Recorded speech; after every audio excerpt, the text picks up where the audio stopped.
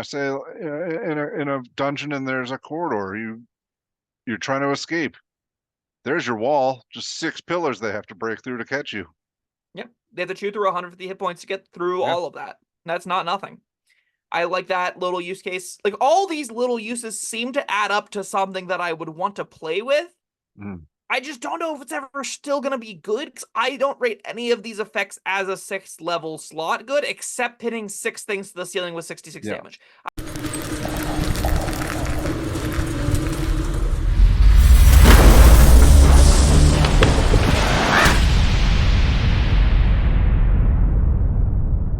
Hello, friends. Robert Bevan here, author of the Caverns Creatures series of comedy, fantasy novels, and short stories.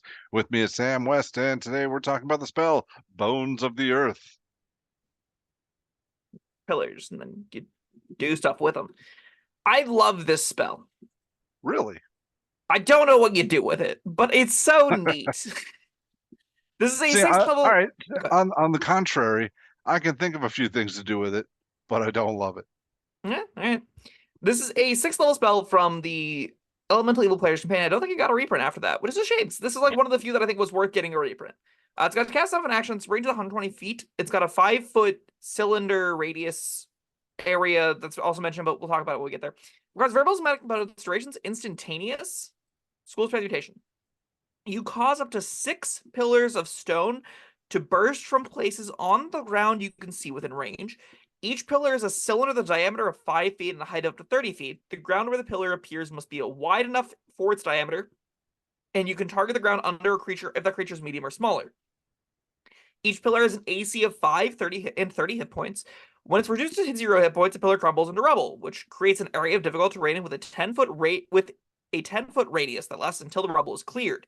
Each 5-foot diameter portion of the area requires at least 1 minute to clear by hand. If a pillar is created under a creature, it makes a dexterity saving throw or is lifted by the pillar. A creature can choose to fail the save. If a pillar is prevented from reaching its full height because of a ceiling or other obstacle, a creature or the pillar takes 66 bludgeoning damage and is restrained. I'm sorry, a creature on the pillar Yes. takes 66 bludgeoning damage and is restrained. Pinched between the pillar and the obstacle. The restrained creature can use its action to make a strength or dex check. The creature's choice against your spell saves DC. On success, it is no longer restrained and must either move off the pillar or fall off it. Must either move off the pillar or fall. Yeah. I don't know what. Move, Like, that means guess, they're like flush against something else? Okay, sure. or maybe it can climb down if it has a climb speed. I don't know. That makes sense. Anyway, this also has Upcast text, which is you can make 2 extra pillars for each level above 7th, which is neat. Is it good? No, but it's neat.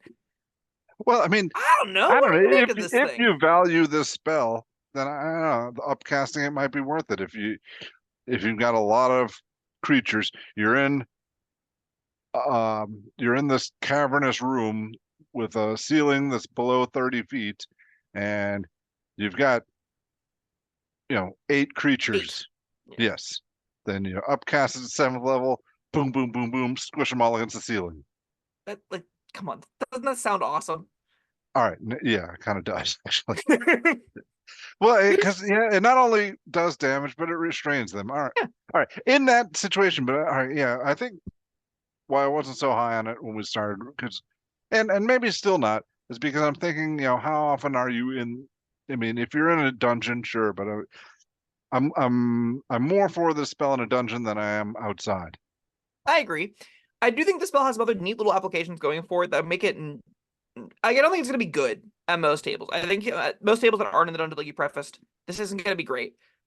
But it is just like a way to make a quick wall, right? Like, you can just put them all next to each other and bam, 30 hit point wall sections that you're just there forever now.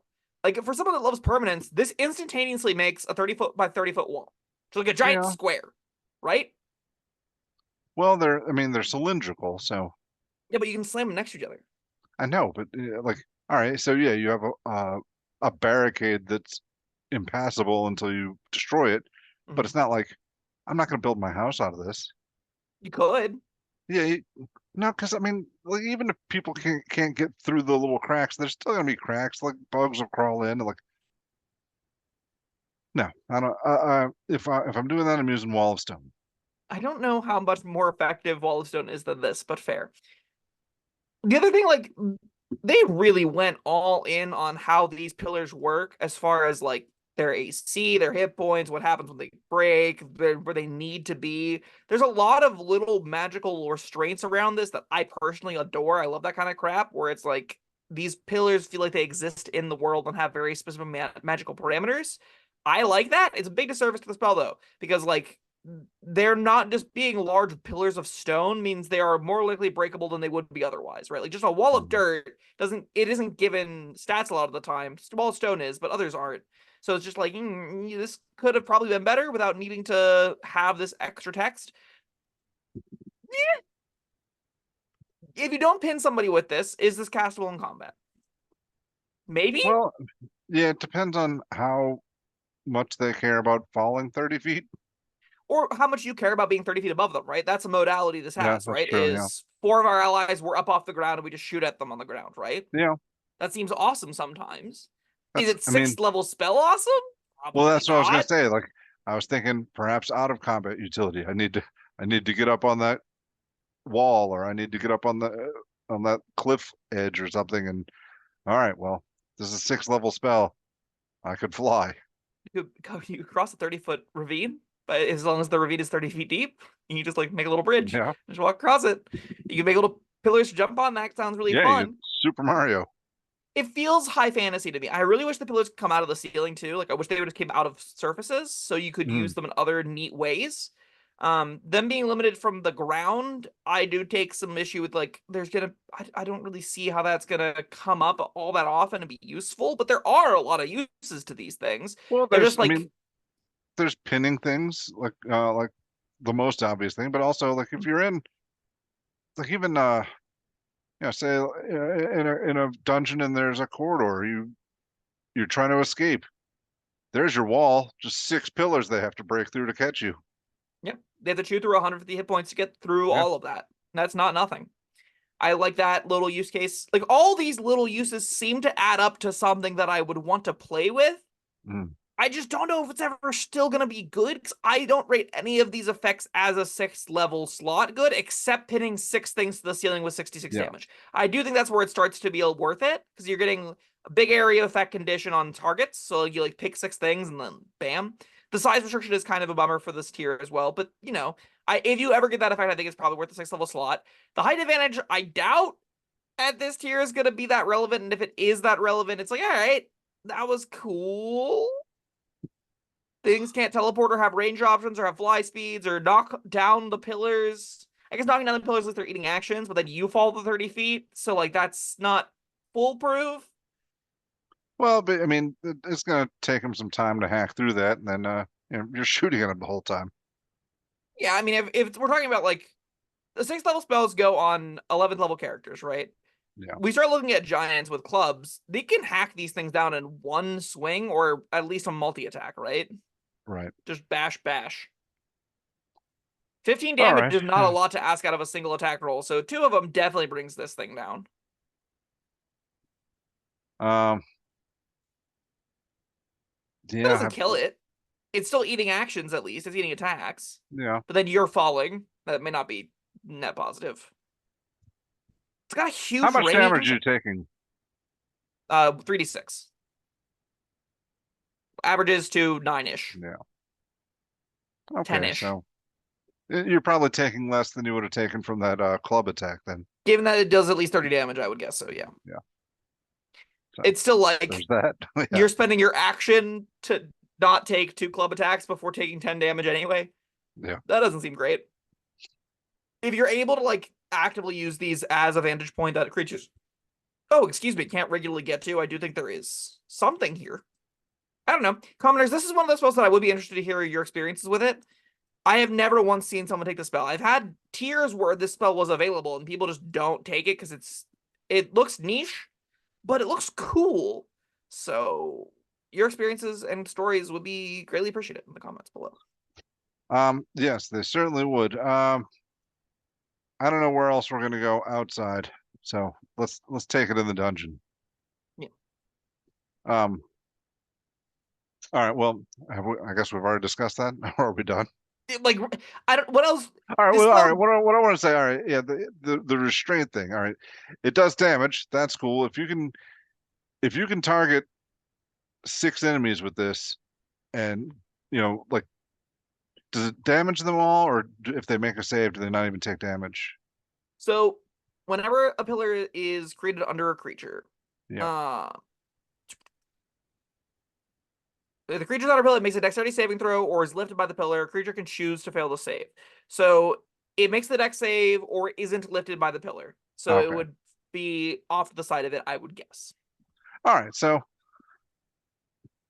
you target 6 creatures.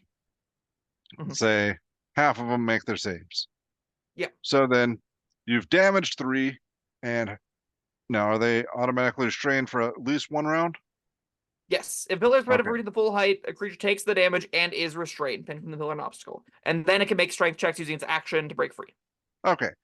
That's That great. that is really great because all right, you've cut the size of your enemy party in half for this round and for the next round. So you deal with the ones that made their save, and then you just sit back and wait for the other ones to pop out one at a time, hopefully, and yeah. Bring them down. One other neat element of this spell that I didn't notice until right now, this is a druid exclusive. I love Oh, that. yeah. This feels like a really druidic thing to do where you're just like earth bending it all up to crush things. That seems super cool for a druid exclusive. I'm glad this is a druid exclusive. Makes me want to play a druid with this spell on their sheet because it doesn't even take concentration. It's got like it's a long That's a duration good point. status effect that doesn't take concentration in those enclosed environments. That does seem like AoE high damage restraint on a single save that doesn't take your concentration is so many good words, but it's only in medium or smaller creatures that have 30-foot or lower ceilings. Yes. So dungeon delving druids. This seems great. Yeah. Everyone else, this seems suspect. Well, everyone else. I mean, only All other druid. druids. Yeah, yeah. I don't know. I'm gonna give this all 3 out of 5. I want to see it in play, but it does seem like it has some powerful moments, some cool niche use cases. But I don't think this is like rewarping, shaving the game or anything. Like no druid needs this. That's not the most powerful thing a druid can do by any stretch. No, and there's every chance that you're not going to be able to use it Yeah. because you're not going in a dungeon. Yeah. But Or because the or dungeon has well, bigger than there's 30-foot ceilings. I guess you could use it in a tavern too. What 11 level character is so worried about a tavern brawl they're gonna cast their 6th level spell there? Well, maybe you're meeting, your big enemy in the tavern. You're planning on a public place. I don't Sure. know. You can If you're meeting the you can big have villain big in the fights in the tavern, tavern. absolutely. Maybe their palace or castle or whatever. There are ceilings in this game. There are a Yeah, lot of or outdoor any big spacious indoor encounters. place. Sure. The villain's lair. Yeah, could be. Yeah. The villain's tomb. That sounds like a Unless dungeon. That could work. the villain's a hobo, then you're all right. Sure. All right. All right, that was Bones of the Earth. Thank you, Sam. Thank you, everyone, for joining us. Let us know what you think down in the comments below, and like and subscribe, and we'll see you next time. Goodbye.